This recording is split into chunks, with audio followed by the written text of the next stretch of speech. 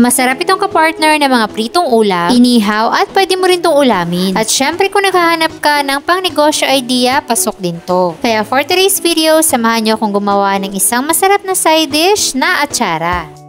Gagamit tayo dito ng dalawang malalaking hilaw na papaya. Pwede rin kayong gumamit ng medyo pahinog na as long as matigas at crunchy pa.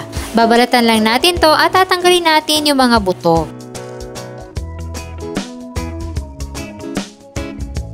Tapos ay gagadirin natin to. Pwede kayong gumamit ng grater o para mas mabilis gagamit tayo ng pangkudkod ng buko. So depende na yan kung ano yung available sa inyo. Pagkatapos natin magadgad lahat, ililipat ko lang to sa mas malaking lalagyan.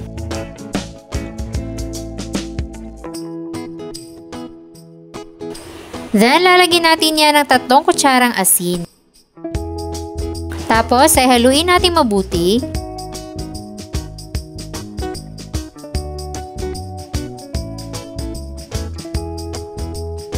Then itabi lang muna natin kasi aantayin natin yan na magtubig.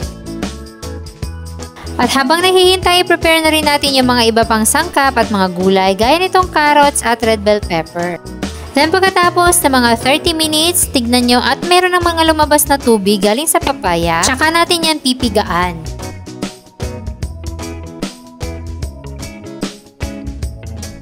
Tignan nyo kung gaano kadaming tubig yung na-produce ng ating papaya. Pagkatapos naman natin yung mapigaan ay huhugasan natin yan ng 2 beses at mas maganda kapag running water yung gagamitin nyo para na rin matanggal yung mga excess na asin.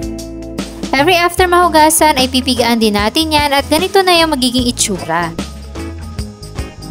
So okay na yung ating papaya, gagawa naman tayo ngayon ng ating brine solution. Maglalagay lang tayo ng 2 cups ng suka. Gagamit tayo ng white vinegar. Tapos ay maglalagay din tayo ng 2 cups ng brown sugar. So ang ratio nito ay 1:1. Sa kada 1 cup ng suka ay 1 cup din ng sugar ang ilalagay. Haluin lang natin mabuti hanggang sa matunaw na yung asukal. Then ilalagay na natin yung pamintang buo, bawang, sibuyas, luya, red bell peppers, at carrots. Tapos ay haluin natin tsaka natin i-turn on yung ating heat. Antayin lang natin at hayaang kumulo ng 5 minutes para mabawasan din yung asim ng suka. Then, pwede na ulit natin yung haluin kapag nakapag-simmer na ng 5 minutes at diretso na natin yung ibubuhos doon sa papaya. Then, haluin na lang natin itong mabuti.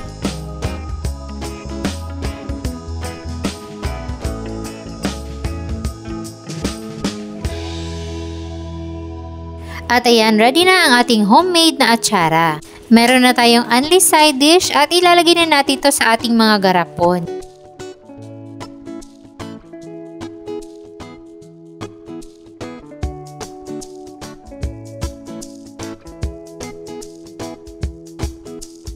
Pwede na natin itong ibenta at kung talagang gipit na ay pwede rin natin itong iulam sa kanin. At syempre kung may budget, napakasarap nitong kapartner ng mga prito lalo na nitong pork chop. Next time, ang recipe ko naman ng crispy at juicy na pork chop ang isi-share ko sa inyo.